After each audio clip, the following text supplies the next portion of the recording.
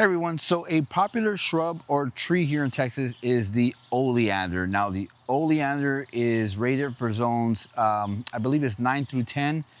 We teeter here on an 8, 9, so it should do fine in this Texas zone down here in South Texas especially, and Central Texas. Unfortunately this year we did get some pretty good freeze, and as you can see, for those of you that live here in Texas, if you have an oleander that looks like this, don't worry. It's a tough plant in these zones, and you can literally chop it down to the bottom and it's gonna come right back up. And I'm just gonna show you basically what to do if you have some winter damage on your oleander. Now, this is a smaller size oleander. It's gonna grow about 5, maybe 6 feet tall at the max. Whereas you have some other oleanders, like our neighbors back here have a huge oleander. It's about 15 feet tall already. It does get some winter damage, but it maintains a lot of the green because it's already established and it's healthy and it's strong. This one, it's been established for about a good year now. It's healthy and it's strong. We did have some dieback, but it's not too much and it's easy to take care of that. As you can see here, we have a lot of green that's already coming back. All you wanna do is go back to the first or second note of leaves and just get rid of that dieback just like that.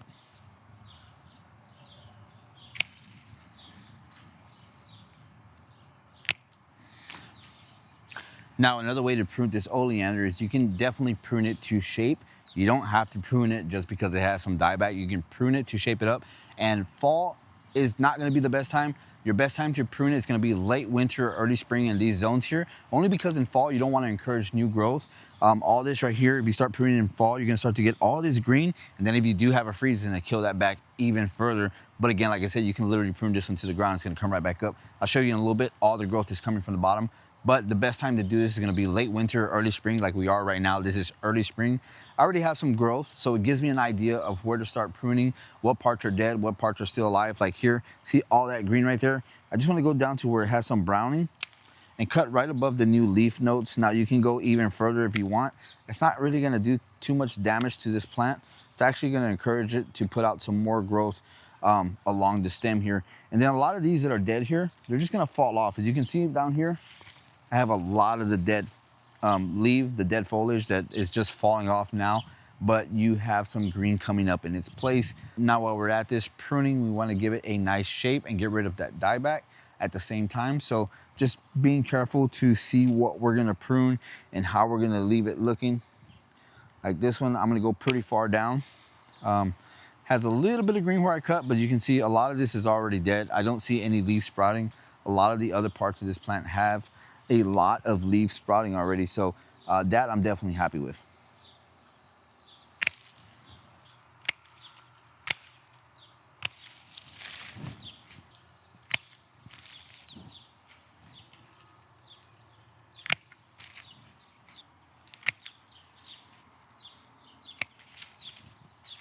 All right, so once you prune back all the dead stuff, now you can start going in there and pruning for shape and getting rid of some stuff you probably don't want in there. Like you don't want anything crossing. The good thing about this one is I don't see anything crossing, creating any damage in between here. And I don't really want to prune it back anymore because I think it's a perfect size. It's gonna put on some extra growth. It's definitely gonna put on some more leaf. That's something that I want to see. Down here at the bottom, like I said earlier, I'll bring the camera in closer so you can see. Now, as far as the dead foliage, you could come in here and start plucking all the dead foliage if you want. It's really not needed. It's eventually gonna fall off. It'll decompose and feed the ground here and the rest of the plants here. So that's not something I need to do, especially with all this new green that's coming out. It's eventually gonna overtake that dead foliage and it'll just fall off by itself eventually. But as you can see, some of these where I have actually pruned back to the nodes, there's some green coming out. I wanna leave that intact, see what it does this year. Again, you can cut it back more into a shape if you want to, but right now it looks pretty much healthy. The next thing I'm gonna do is I'm gonna get some gloves on, clear out the bottom here, and we're gonna fertilize it.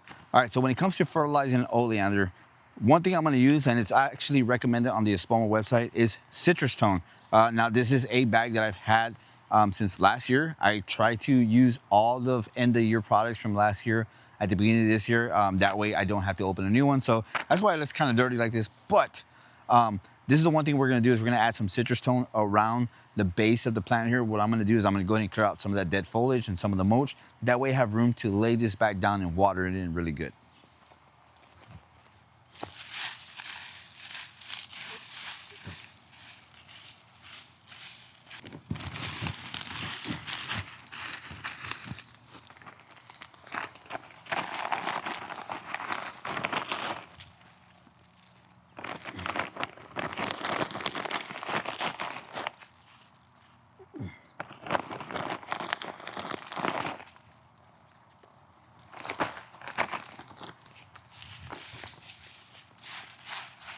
All right, and the last thing we want to do, even though this is on drip, I'm gonna go ahead and water it in right now just so I can get that fertilizer activated. As it's very overcast right now, it's a good day to do some watering where it's not gonna dry out fairly quickly. It'll let this fertilizer actually do its thing. Now, as far as the mulching goes, all I did was cover it back with the mulch. I'm gonna go ahead and remulch this whole bed anyway, but right now, like I said, even though it's on drip, I wanna go ahead and get it watered in. But fairly easy to prune your oleander. I know it looks kind of weird. It's kind of intimidating when it comes to pruning some plants, especially here in Texas when we don't normally get freezes, and you start to look around and be like, oh my God, what happened to my plant? It looks completely dead. Don't worry, this oleander is gonna do just fine in these zones here. In northern climates, you can actually protect these from the winter damage. I don't know how much it's actually gonna protect it, especially since the oleanders do grow better in zones 9 through 10. I mean, yeah, 9 through 10. And we're in a zone 8, zone 9. It's actually gonna do fine here with our winters. It freezes, and it only freezes maybe like, I don't know, a day and a half. We get some other freezing temperatures, but nothing where there's ice or it's gonna crystallize those stems and the roots and stuff like that. So it actually does pretty good here. We just get some dieback, and all we gotta do is come back and prune it. So there you go. If you have an oleander in your garden right now, and I know it's kind of late to be doing this video, but if you have an oleander in your garden and you're like, oh my God, this thing looks dead, don't worry, don't fear. Especially if you start seeing that green come back up, it's nice and healthy, and it's gonna pop right back up. Also, don't forget to fertilize it. The oleander, I didn't mention it, but this is a bicolor oleander. Again, it only grows about 4 feet wide and about 5 to 6 feet tall. Beautiful flower. If I have a photo, I'll put that up right now. I love the way this one looks. Smells delicious. I don't know if you're familiar with the anise spice. That's exactly what I smell out of it. I may be wrong, but that's what I'm getting out of it. But again, quick video just showing you guys how to prune a oleander. Hope you guys enjoyed. See you guys in the next video. Bye.